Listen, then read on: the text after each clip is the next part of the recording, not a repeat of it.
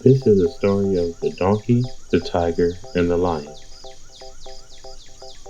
One sunny day, a donkey and a tiger were talking to each other. Eventually, their attention was drawn to the ground beneath their feet. The donkey said, "Do you see how blue the grass is today?" In shock, the tiger replied, "What? Blue? You are mistaken. The grass is green." "Ha! Green grass? You're funny," the donkey responded. Angered, the tiger yelled, "Funny? What is funny is that you think the grass is blue." The donkey and the tiger kept arguing and realized they were getting nowhere.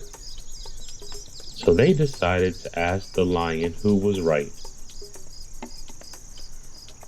Once the donkey and the tiger reached the tiger asked the lion to settle their dispute. "King Lion, Donkey and I were having a discussion about the grass. He thinks it's blue, 'cause it is. Can you tell him that it's clearly green?" The lion looked at the two of them. Donkey breaks the silence by saying, "Can you punish Tiger for arguing with me? I know the grass is blue. He shouldn't disagree." The lion then made his decision. "Well, I must tell you. Donkey thinks it's blue because it is. And Tiger, you will be punished." The donkey leaped with joy. "Ha! I told you the grass was blue." And the donkey happily went on his way. The tiger was confused. "King Lion, why did you punish me? You and I both know the grass is green." The lion replied, "Yes, you're right. The grass is green." The tiger asked, "So, again, why did you punish me?"